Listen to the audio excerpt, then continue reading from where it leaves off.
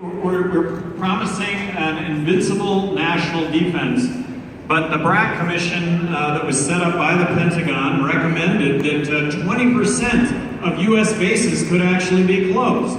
Well, that hasn't happened. And the target number for reducing the military is 20%, and that would not be compromising our military strength in any way whatsoever. You know, it's not as though we singled out defense among all sectors of the federal government. I've never seen a layer of government that I didn't think had 10 or 20% in the budget that could be cut out. Never, any level. And what Gary and I both did that enabled us to cut our budgets and balance our budgets was not to assume that every single appropriation is going to go up every year. In Washington, they not only assume every appropriation is going to go up, if it doesn't go up by 5%, they call that a cut, even if inflation is 2%. And that's the kind of thinking that gets you runaway deficits. So we're going to go across the board. If we find, say, a preventive health care program that's producing great outcomes, we might quadruple that appropriation. But if we find a bureaucracy that's not doing anything except using up a lot of inputs, meaning money, that might be very well zeroed out.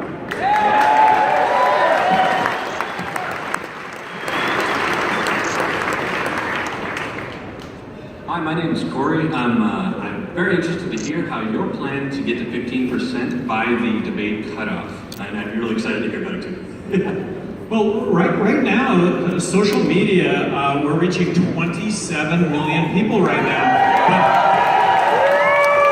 But what is very significant is over the last 3 weeks, that's a doubling of that number. And if you go back 3 weeks earlier than that, that's a double of that number 3 weeks before that. So it really does look good. And I know that Bill mentioned this before, but we're raising millions of dollars right now, something that hasn't happened before. And when 70% of the population doesn't even know who we are, the portent is really good that spending that money on communicating who it is that we are. I think we have a really great shot of being in the presidential debates, and neither of us would be doing this if there weren't the opportunity to win. That's the idea. Hi, my name is Taylor Everett, and I have a question. As libertarians, we don't like government intervention in the economy.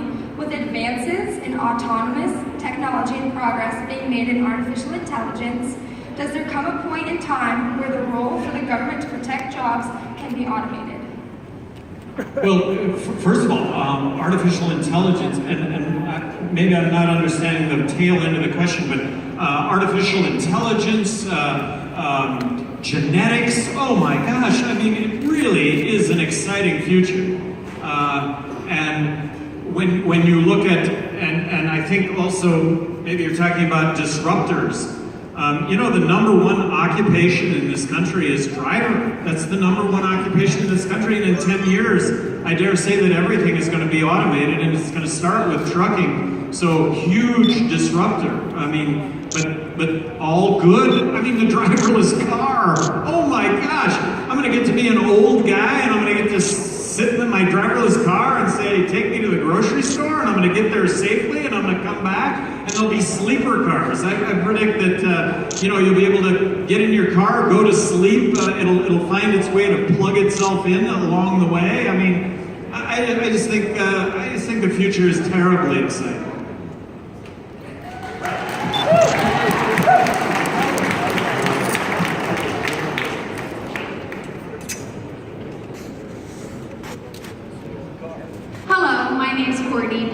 Nevada resident, and I wanted to ask you, if you were elected president, you'd likely have a Congress that remains heavily polarized under control of Democrats and Republicans.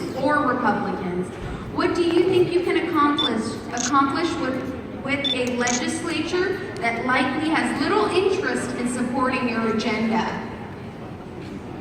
Well, Gary touched on this earlier, but in Washington, I think that they might be relieved to have someone in the White House who wasn't lecturing them and making sanctimonious, self-serving speeches about how, you know, they were wrong and we in the White House were right.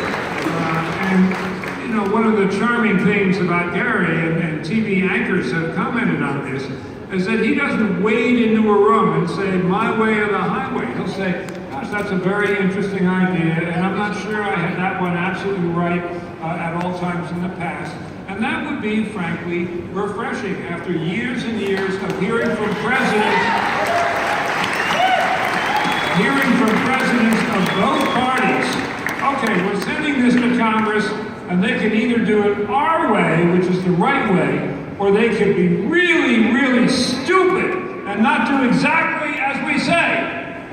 That's what we've heard from the White House for a long time. They wouldn't hear that from us. And as Gary said, we're going to hire the best and brightest and hardest working people we can find, obviously in the Libertarian Party, but also in the Democratic Party and the Republican Party. And that would be appreciated to some degree by both parties, knowing that a good percentage of the government are their people. You know, I never asked anyone when I was making cabinet appointments or any appointment whether they were a Democrat or a Republican. And I never knew. You know, for all I know, they were all Democrats. I don't think they were. But the result was that there was no animosity and there was no tension. And when I sent something on to Beacon Hill, it didn't arrive dead on arrival or ionized, you know, this highly charged impetus behind it. And that would be a refreshing thing in Washington.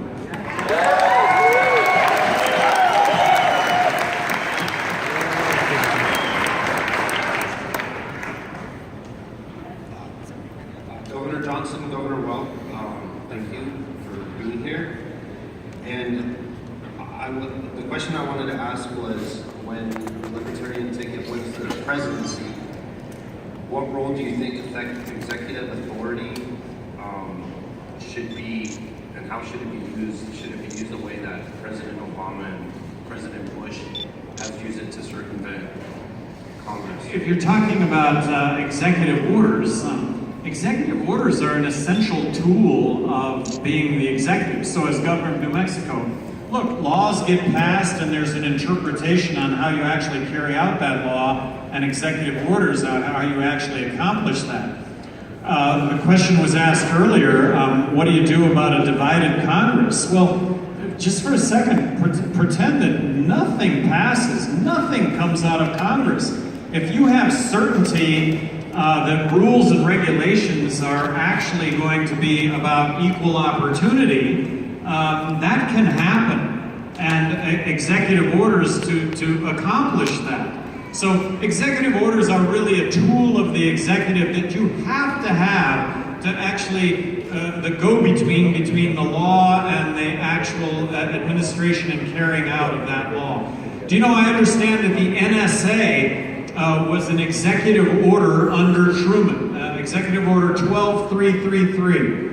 If such is the case, it seems to me there could be an executive order to turn the satellites away from all of us. Are we the enemy?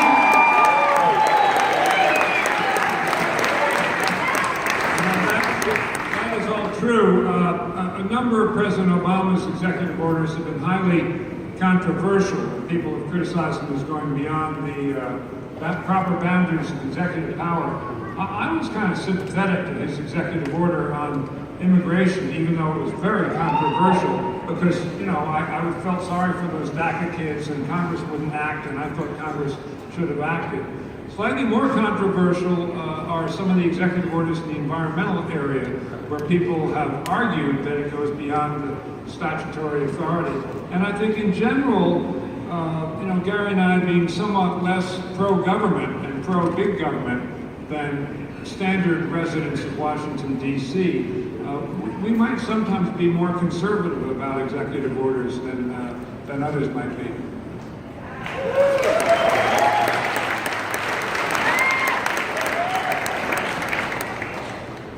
Hello there. My name is Ashley McClure-York, and I do have a quick question for you guys. And by the way, I want to say thank you for all that you guys are doing and pushing us forward. So thank you.